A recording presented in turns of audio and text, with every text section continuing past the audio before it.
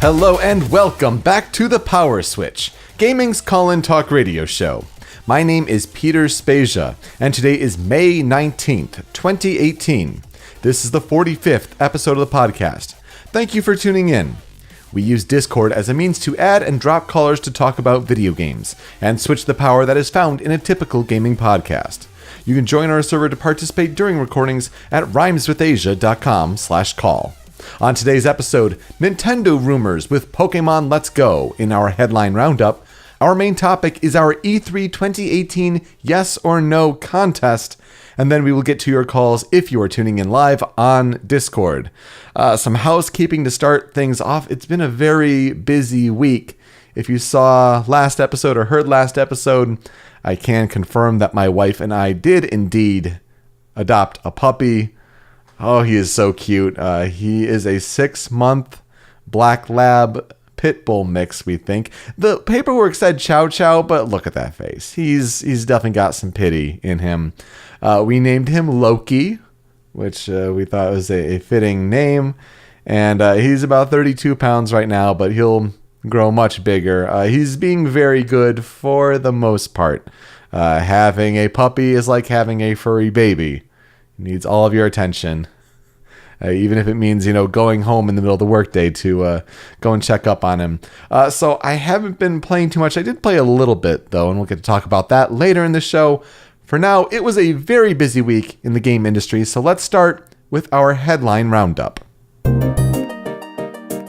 Nintendo kept things fresh on the E3 rumor mill front this week, starting off with Pokémon Let's Go, Pikachu, and Eevee, the rumored titles for the Pokémon Switch games. So it doesn't seem like we'll be getting Generation 8 if these rumors are to be believed. And first of all, let's just talk about how this came up. On 4chan, there was a post of a logo kind of sketched out with Pokémon Let's Go in Japanese and Pikachu in yellow in Japanese. And then if you go check out the Twitter user of PixelPar, he had been doing some long teases of, red and blue, the characters from Generation 1 and their Encanto with their Pikachu and Eevee, and references to Let's Go and, looking down at Pokemon Go, and he's stringing these out over the last couple weeks, and it's like, well, that's interesting. And then you have Emily Rogers, who a lot of what she had heard about Nintendo's Switch ended up coming true, talking about that the Pokemon game would be revealed by the end of this month, and that the branding would raise some eyebrows of people. And then you have a way back, an April Fool's thing on 4chan that kind of lines up. If you think about what's been happening in Pokemon merchandise lately, you might have been noticing that Eevee has been popping up a lot more lately. And some of us, myself included, are like, well, that's strange. I wonder why that's the case. If it's for Pikachu and Eevee being red and blue's characters in Pokemon Yellow, or Ash and Gary, whatever you want to call it, that would make a lot of sense. The gist of what is being rumored, still to be confirmed with possibly a Pokemon Direct, maybe coming this week, maybe the week after, who knows if it ends up being true.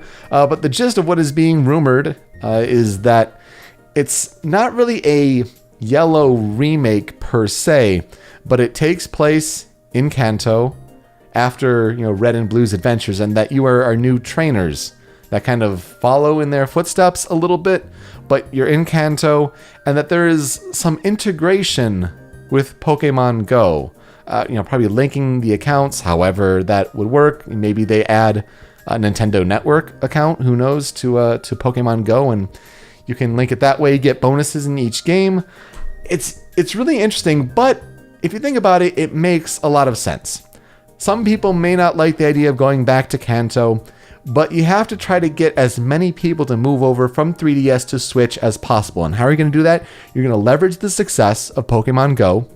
I mean, it still makes money hand over fist, even though it has died down since its tremendous start in July 2016.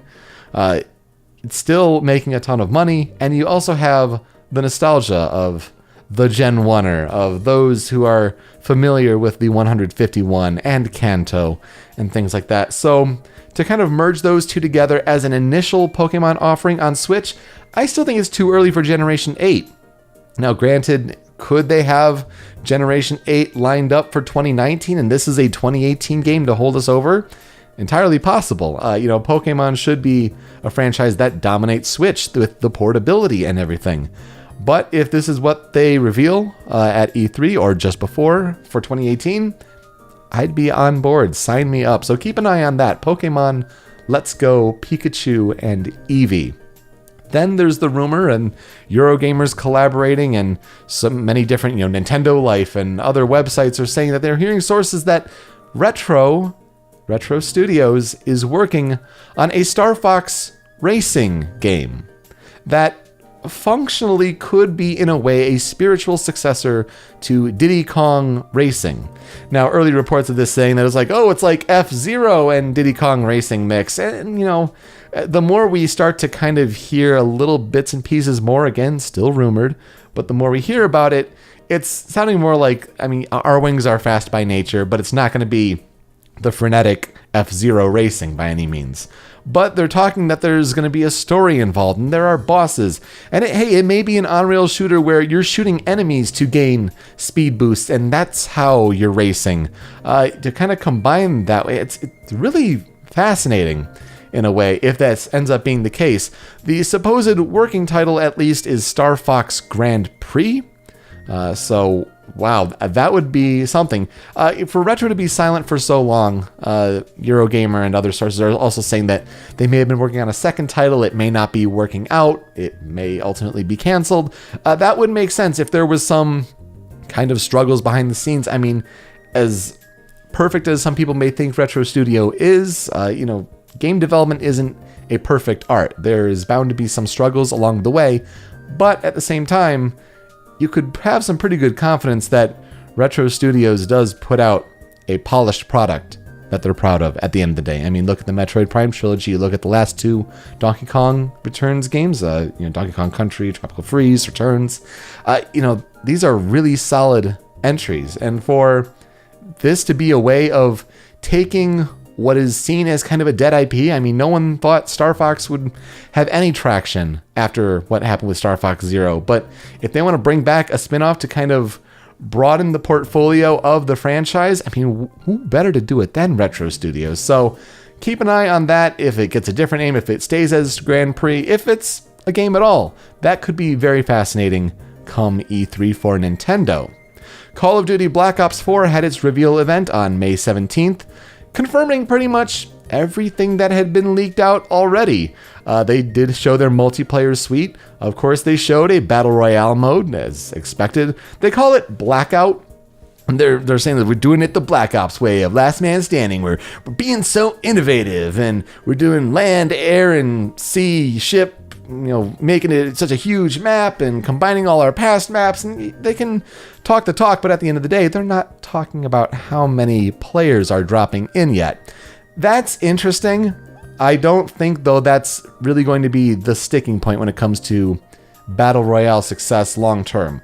Now, granted, I don't see anything catching Fortnite. Fortnite is a runaway train at this point.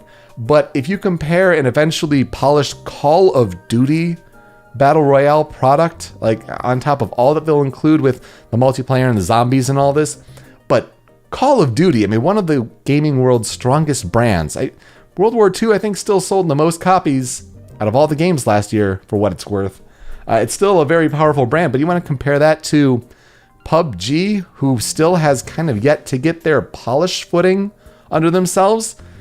I'm not sure PlayerUnknown's Battlegrounds can take it.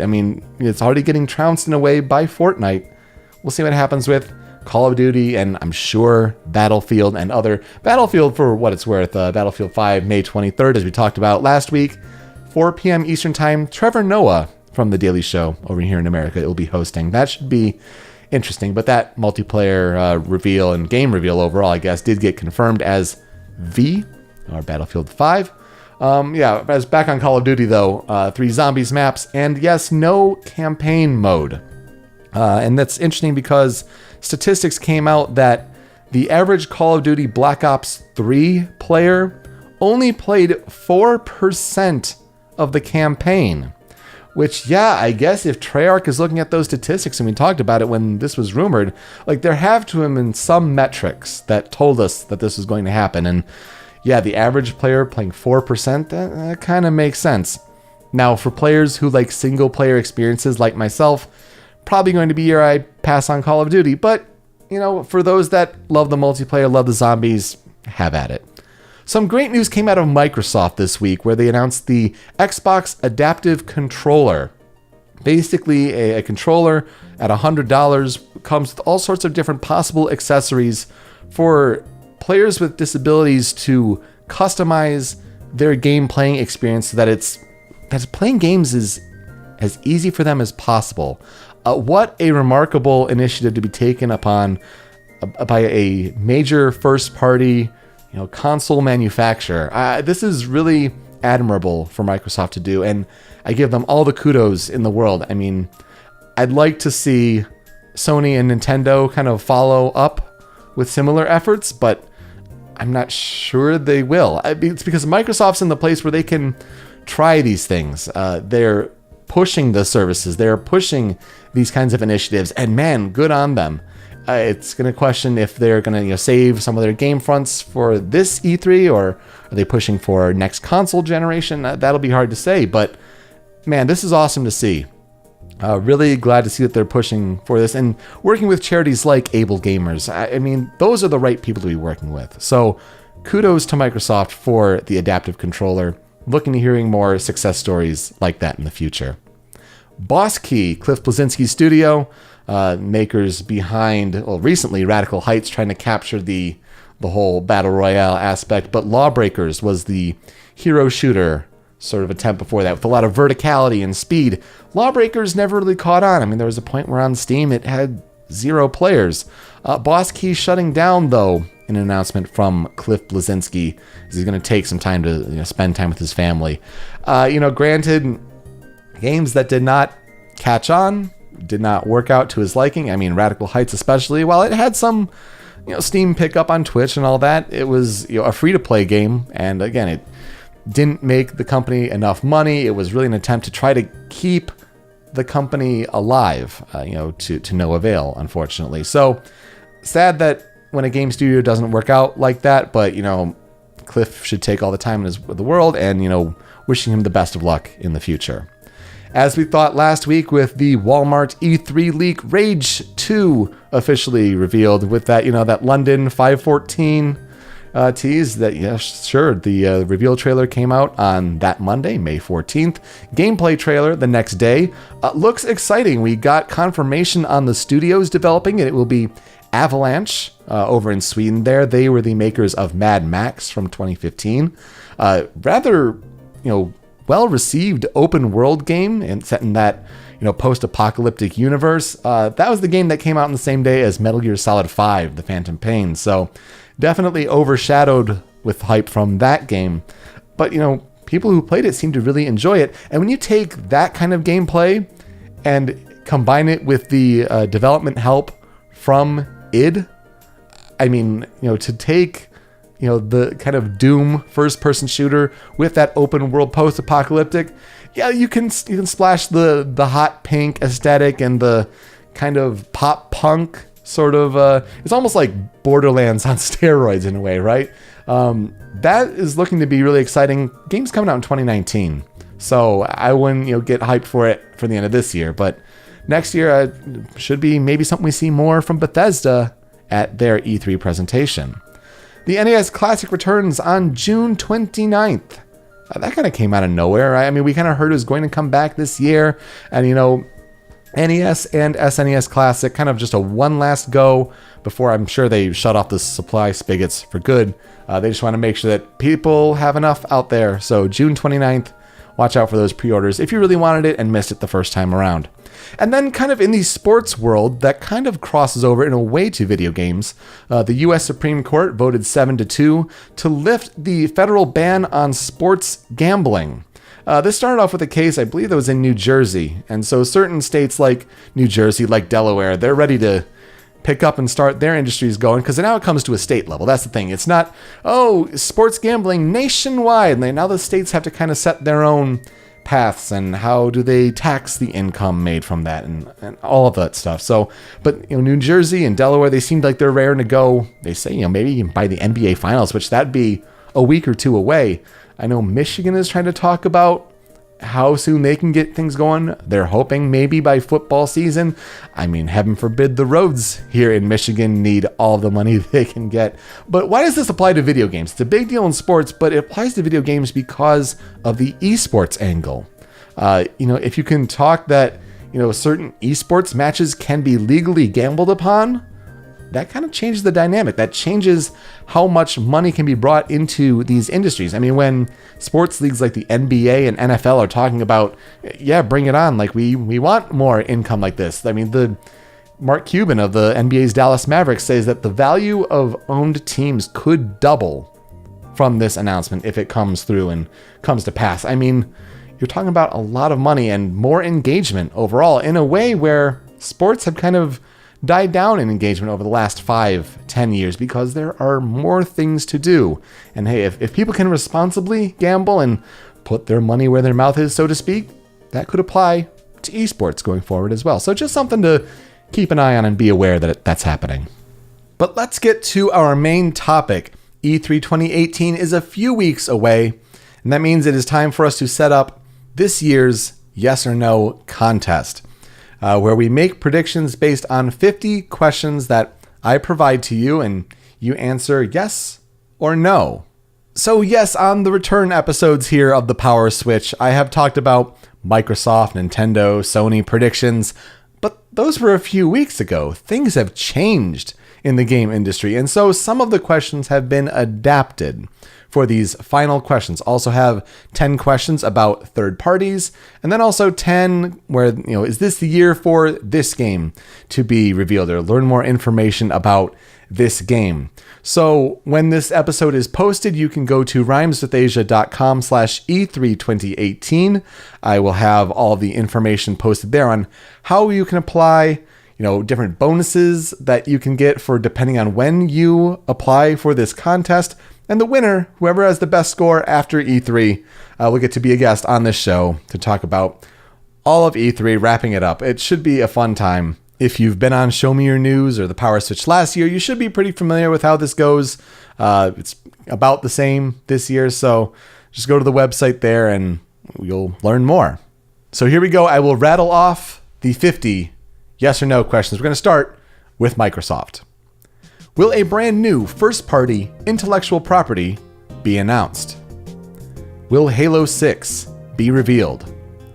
Will an all-new Gears of War or Fable game be revealed? Will Crackdown 3 receive a specific release date? Will a racing game specifically titled Forza Horizon 4 be announced?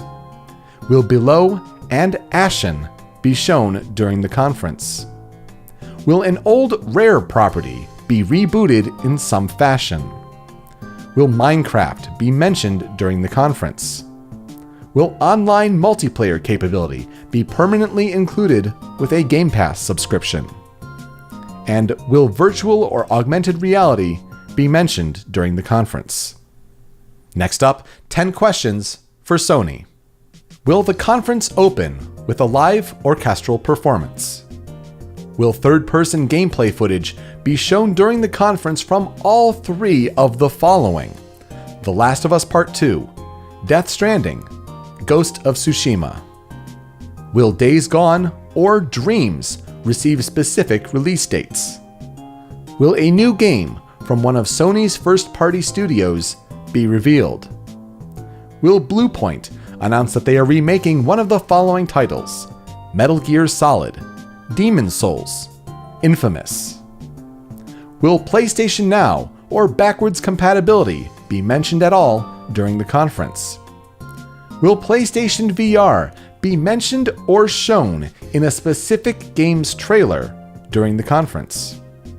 Will From Software show more of the project currently known as Shadows Die Twice? Will new video footage of Final Fantasy VII Remake or Shenmue 3 be released? And Will PlayStation users finally be able to change their PSN names? Now, 10 questions for Nintendo. Will more than 2 newcomers be revealed for Super Smash Bros.? Will Retro Studios reveal a new IP for Switch? Will a Mario Maker, Animal Crossing, or a Pikmin game be revealed for Switch? Will 2 of the following 3 Switch games receive an official title? Pokémon, Fire Emblem, Yoshi. Will a Metroid Prime 4 trailer be shown during the Direct? Will games from a system other than the NES be announced for distribution via Nintendo Switch Online? Will a new game for 3DS be revealed during the Direct? Will 2 of the following 4 third-party games receive Switch ports? Overwatch, Fortnite, Grand Theft Auto V, Dragon Ball FighterZ. Will Mario Kart Tour be mentioned during the Direct? And will Mother 3 be announced for Switch? It's time for 10 questions featuring third parties. Will Kingdom Hearts 3 receive a specific release date that is before November 1st, 2018? Will Rocksteady reveal a new game that features an established superhero protagonist? Will Cyberpunk 2077 receive a 2019 release window? Will the Avengers Project be shown at all? Will a new character or mode for Overwatch be announced? Will Anthem receive a specific release date? Will a new Splinter Cell or Watch Dogs game be revealed during Ubisoft's conference? Will Bethesda Game Studios reveal a new IP? Will more than 2 games shown during the press conferences have Battle Royale modes announced? And will a game series which had its last title released over 10 years ago receive a new installment? Here are 10 games where could this be the year for more information? Half-Life 3, Portal 3, or Left 4 Dead 3. Devil May Cry 5. Borderlands 3. The Elder Scrolls 6. The Sims 5. Resident Evil 2 Remake. Saints Row 5. Banjo 3E. Deep Down. And Agent. The tiebreaker this year will be how many times will Smash be said during the Nintendo Direct. So lots to consider, almost 3 weeks out from E3. It's exciting. Again, rhymeswithasia.com/E3 2018. That should be up by the time this gets published. For rules, you can see the questions all listed out there. And just how to apply for this contest. It's really fun every year, depending on what you pick, and just it gives a certain kind of engagement as you're watching the press conferences to see what will happen. This is kind of what we think may happen, yes or no. So that's what I have to say. When we come back, we'll get to the callers. You can talk about any of the headlines, the questions here in the main topic, games you're playing, anything really is on the table, and that's when we come back here on the Power Switch.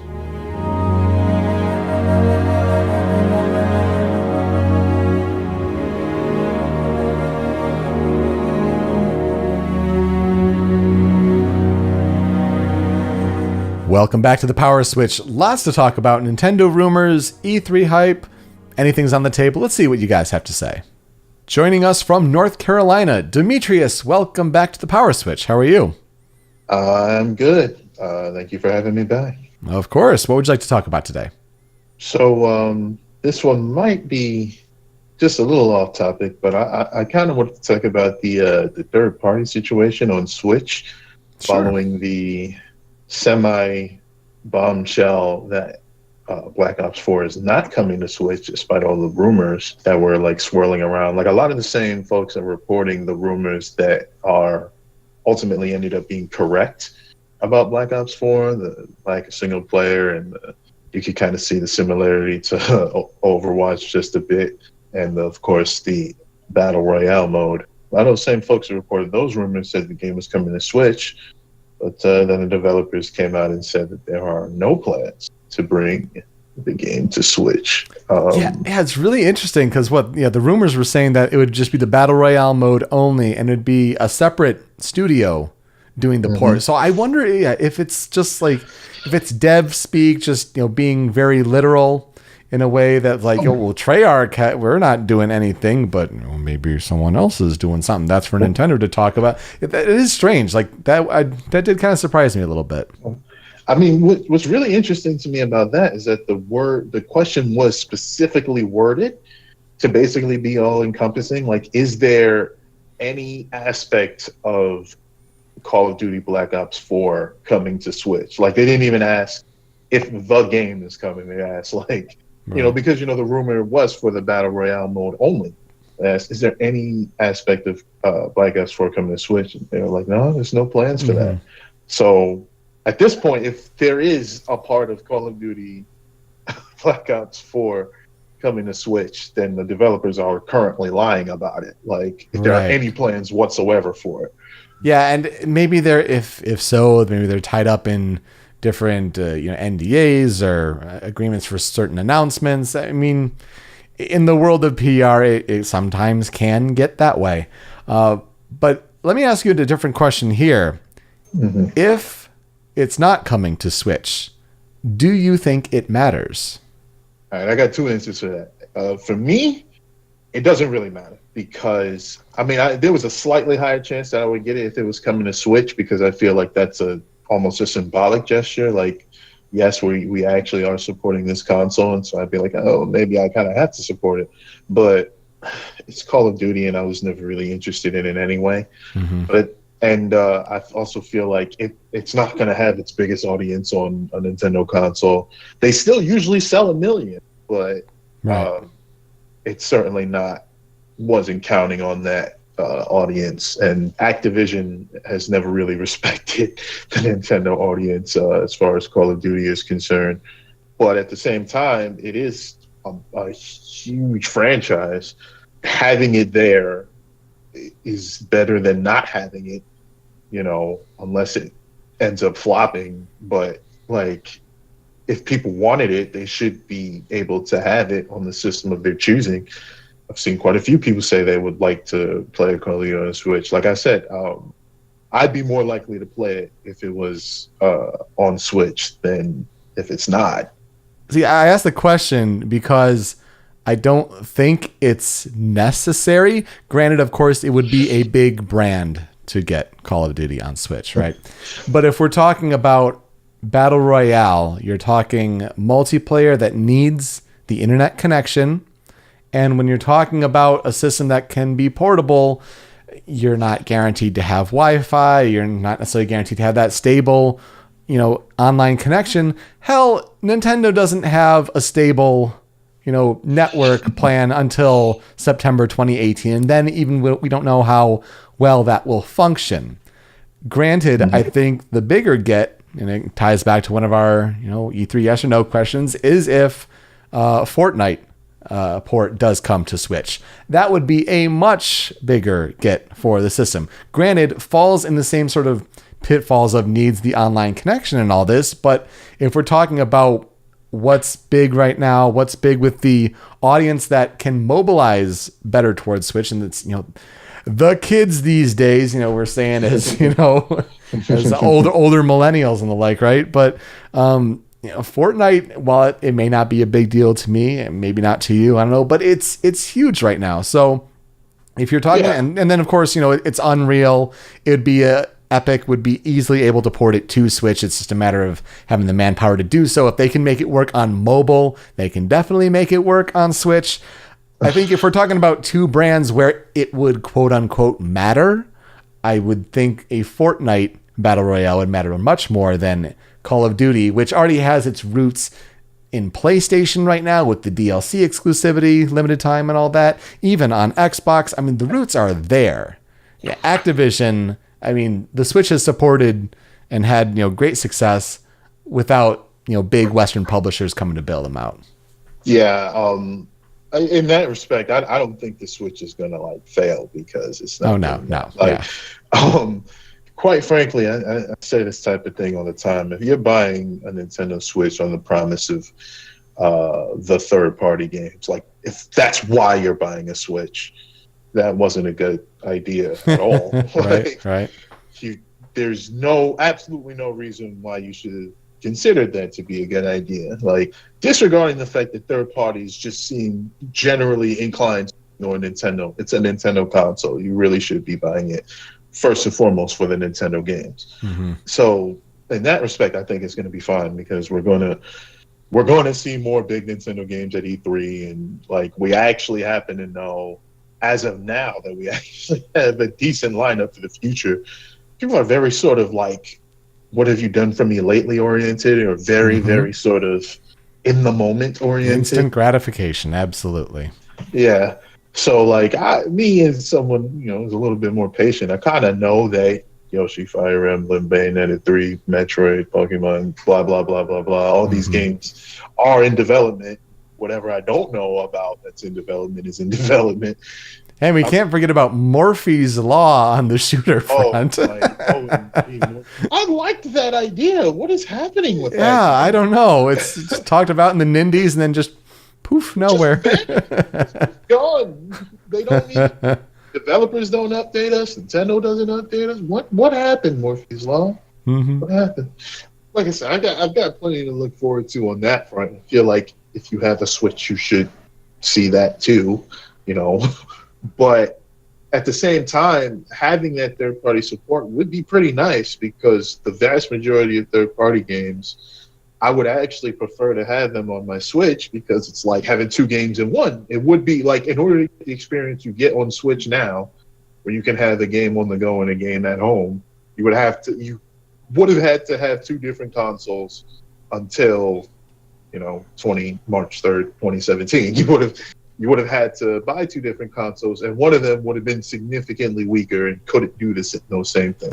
Right. Now you have that option. Like, let's say the Call of Duty Black Ops 4 experience, not just the blackout mode, came to Switch, and let's say it had a campaign. I'd be like, okay, I can play the campaign on a train ride or something like that, and whenever I have downtime, run through that, and then when I'm at home I can play the multiplayer. Just like you'd have that option, and that option is not present in a variety of ways now. So it's a little bit worrisome to me in that, like I said, I don't think the Switch is going to end up flopping because that's ridiculous, but I think the third parties are going to ignore Switch, or most of them are going to largely ignore Switch. That makes any sense. Like, we'll probably get the occasional Mario plus Rabbids or the 2Ks and FIFAs of the world, a gimped port of those. Right, but these games that are pushing the first part, the big, AAA graphics, they're not going to come to Switch, and that's okay. If it wants to be in the Nintendo and Indies machine, and then specially crafted experiences or things that can scale, as we talked about in the past on this show, something like a Fortnite, that would certainly apply. Granted, it is going to come down to, when it comes to the multiplayer games, how well can Switch Online handle it? Does it work ideally to run off of just Wi-Fi wherever you happen to be? A lot of questions still to be answered there, but man, Switch is so perfect. Like, I would love to take a campaign on the go, but that's not happening in this year's Call of Duty. Well, Demetrius, thank you so much for calling in. People can find you on Twitter at D_Damon. That's DAMON. Thanks so much for your time, man. We'll talk soon. All right. For sure. I'll be back for, especially the E3 show. E3 hype! For sure. All right, thanks for calling in. Good stuff to talk about. Looking forward to more people participating in our E3 contest. Definitely do that. You'll have a few weeks to do so. Then, as Demetrius said, we'll have a big E3 show planned. Always a good time. So when we come back, we'll get to what I've been playing and then also the games that are coming out this week. That's when we come back here on the Power Switch.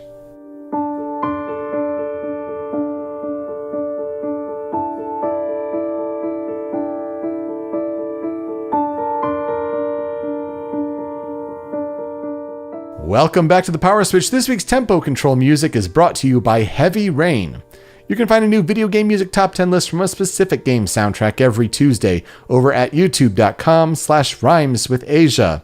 So what have I been playing this week? Not a whole lot with the puppy and all things considered there, but I did squirrel away a couple hours and got to just power through an old standby of Sonic Adventure 2 Battle. The HD version on PS3 just kind of burned through the hero story. You know, as the puppy was kind of sleeping there, I'm like, all right, I can play something.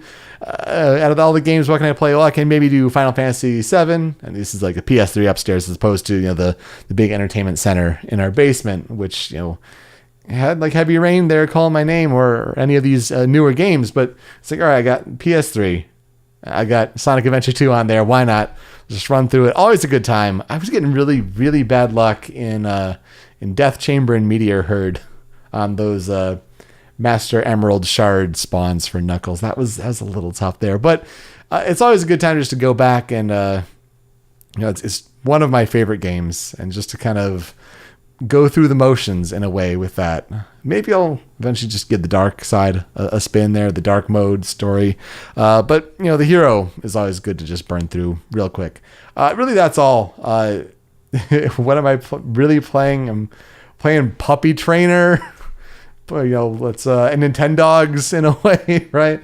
No, Loki's a good boy, but he does have a lot of attention and a lot of time maintenance there. And Detroit Become Human coming out this week. What other games are coming out this week? We're starting with State of Decay 2. This is the zombie post-apocalyptic sort of people and item management game. I guess if you don't know much about State of Decay, it's not the kind of zombie action game you're used to. It's more of the survive, manage sort of situation there. So that's on Tuesday, May 22nd on Xbox One and PC there. That is the second of the three big Microsoft first party games when they were talking about with, you know, Game Pass and all that. The first one, of course, being Sea of Thieves. State of Decay 2 is this one. And then where's Crackdown 3? I don't know. We'll see at E3. There's hopefully more to come on the Xbox exclusive front, or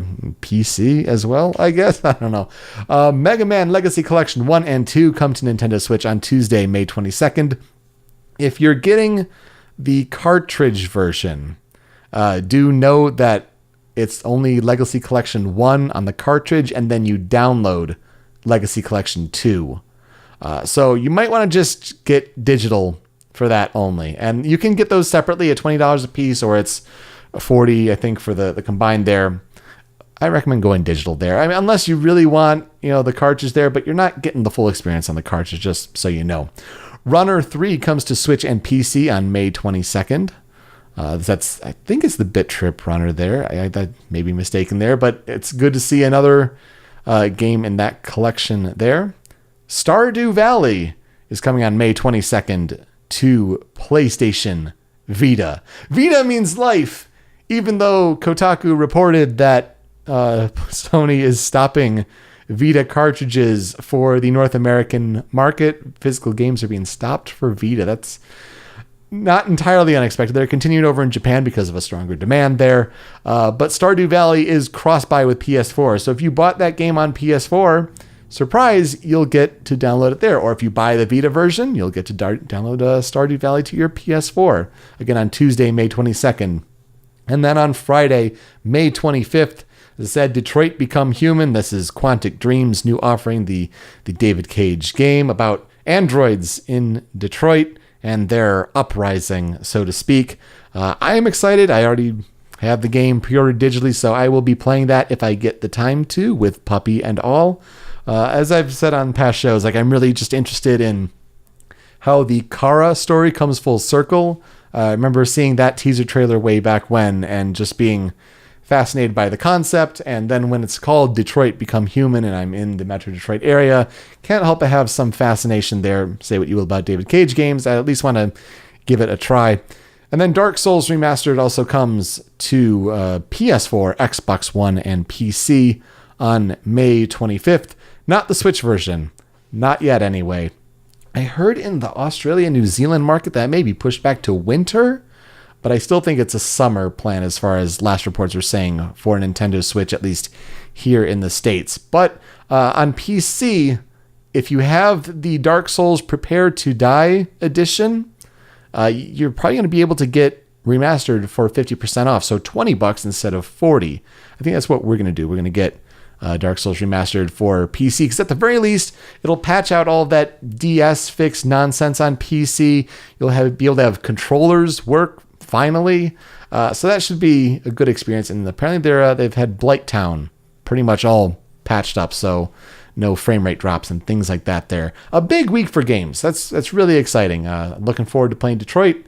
My wife will probably dig into Dark Souls, and I'll probably even maybe give Dark Souls a try eventually, but maybe not next week. Anyway, that'll do it for this episode of The Power Switch. We are hosted by rhymeswithasia.com, and we're on YouTube and Twitch over at Rhymes with Asia. Find us on Twitter, Facebook, and Instagram at The Power Switch. I am at Pete Speakeasy. You can email us any questions, concerns, comments, or opportunities at powerswitchpod@gmail.com. You can subscribe to The Power Switch on podcast services such as Apple Podcasts, Google Play, and Stitcher. And if you could be so kind as to leave a review, that would really help as well. Most importantly, to participate in future episodes, you should join our community on Discord by visiting rhymeswithasia.com/call. It's a small but growing community, so now is the perfect time to have your voice heard on this podcast.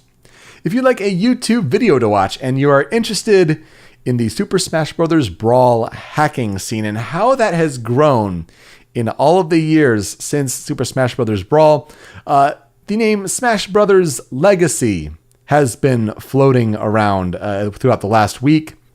There has been the XP version of their Smash Bros. Mod, adding characters, adding just sort of these rounded edges in a way to make a better Brawl experience. I think in a way, actually, it's kind of based on more Project M, but adding more characters, move refinements, things like that. I mean, when you're talking about Waluigi playable, or actual Ridley with his own moveset playable, Geno playable with a unique new moveset, things like that, it's amazing to watch. They also have their TE version, a tournament edition with different competitive polishes, things like you can just restart matches at the end of match, so go right into a new set, or just skipping the results screen altogether and going right back to character select. I mean, little things like that. So check out the YouTube video for Super Smash Bros. Legacy. I'd start with XP, but then if you're interested about the competitive refinements, check out the TE version as well. So it's going to be another big week, I think, for game news. I was so close to having just, with this Pokemon news. I was itching to talk about it, but I was very busy that night and getting used to the puppy.